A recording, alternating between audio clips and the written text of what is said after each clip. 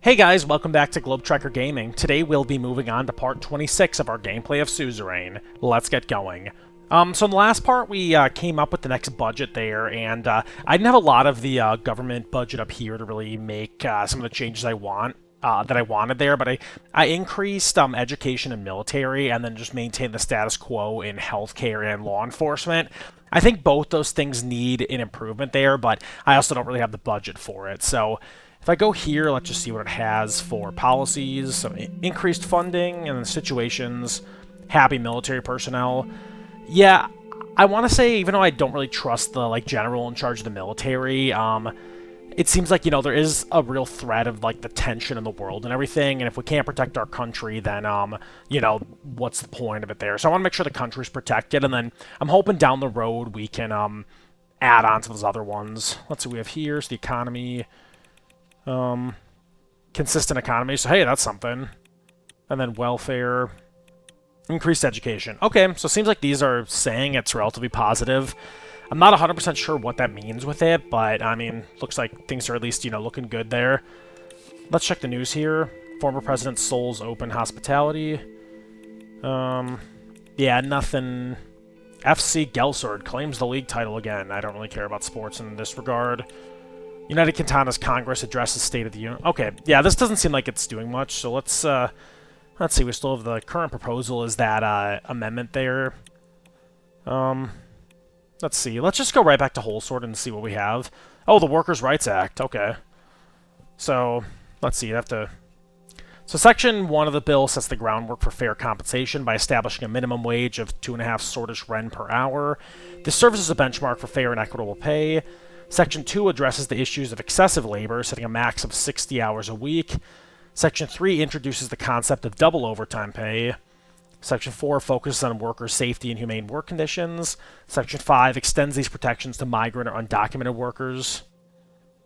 So, you know what? I kind of was saying earlier, so my conflict on here is that I agree with workers' rights, but right now, just given the state of the economy, I don't want to make it more challenging for businesses to do business. But at the same time, if the workers aren't protected, that makes it more challenging. And then we're also going to be having a lot more foreign investment. So I think if we're going to have foreign investment, then we need to be able to protect the workers from it. So I am iffy about this -1 of the government budget because we're already in debt, but I'm going to go ahead and sign it. I think that's the best thing that needs to be done, and I think that's going to overall make, working conditions better, and I think overall increase the welfare of the country, especially because I didn't, boost the healthcare and the budget and everything. I think that's what we got to do there. So let's just see if it has news about that. New law on workers' rights.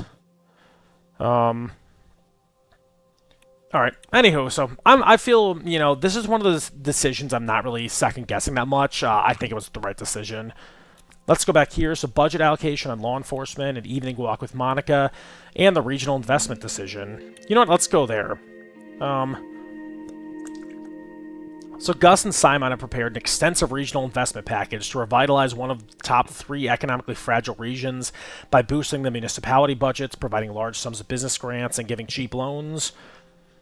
I'm, as much as I want to do that, I don't want to go do government bailouts in areas there. I think doing, potential infrastructure projects, we're doing that highway over, I forgot the region over here, but I think that's beneficial, but I don't want to just give them there. So I'm going to not invest because I don't want to go do a bunch of extra government money that we don't really have there. So probably not the greatest decision, but in terms of, budgetary reasons, yeah, I think that's the better decision. So let's just go to Whole Sword, and I'm going to go right to this budget allocation of law enforcement. Because with law enforcement, I, wanted to, I want to do more on that, but right now I think, things are a little unstable and everything, but I wanted to just really focus on the military and education there. So let's just see what we're doing in this part.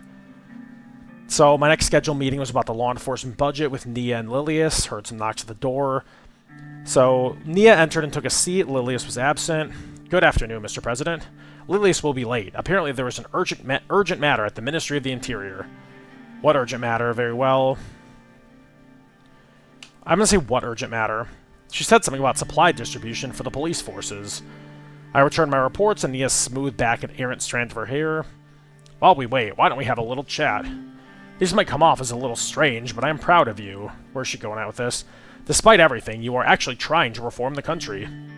This is just the beginning, there's so much more to do. It's we, Nia, not me.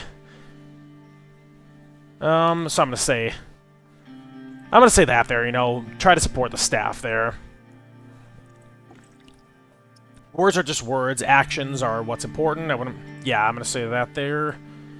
And you seem to be doing well at both so far. Pros are canceling out the cons for sure.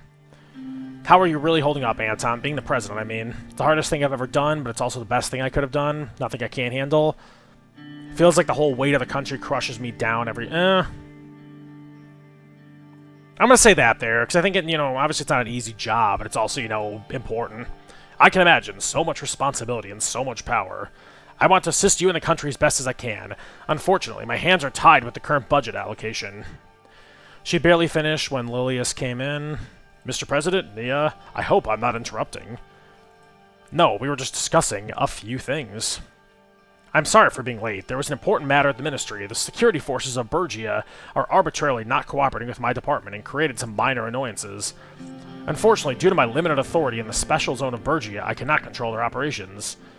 Luckily, they didn't completely botch their tasks.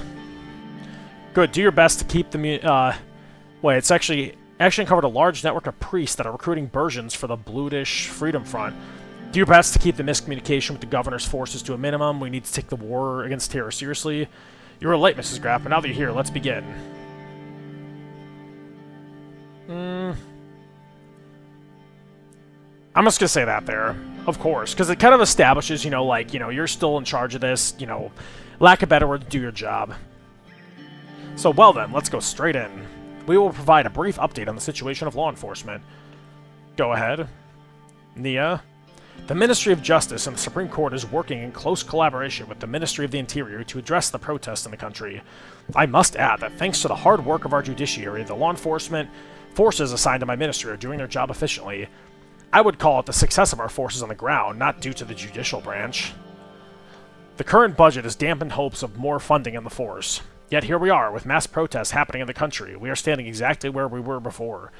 The decisions made need to reflect the current situation. This was certainly not the right decision. Agreed. Many in the Ministry of Justice hoped for an increase and were not satisfied. Regardless, this means we will have to deal with the growing court backlog. It is manageable, but will be a challenge. Oh, there's the point. She said it's manageable. Don't worry, I'm sure you'll manage. Had to make sacrifices, you will do it. I'm going to say that there. They're probably not going to like that, but I think that shows the greater good message. These sacrifices might have very well damaged the structural integrity. That remains to be seen, but the ripples are already being felt across the country. Well then, I must now return to the ministry. As soon as the door closed, I could hear their muffled voices as they argued. That was that whole thing? Okay, I expected more with that, you know, with dealing with it. It really just showed that they're not happy with my decision, but A, decision's been made, and B, I can't really, you know, do much to fix that at this point anyway, because it's already been done. Plus, I'm still happy with my decisions. Just see what we have here. So, law... Oh yeah, it's got the workers' rights reform here. What's economy here for situations? Increased employee costs, but hey, I mean, it'll hopefully give more to the, you know, it'll make things better. That's what I'm trying to say. Improved working conditions. Yeah, I'm hoping improved working conditions can help prevent, you know, different situations arriving in terms of, you know, like healthcare and everything. Any diplomacy going on? Nothing too much there. Okay, so yeah, that was a pretty uneventful part. So yeah, I think that's going to do it for this part. Stay tuned for the next part coming up, but otherwise, thank you guys so much for watching.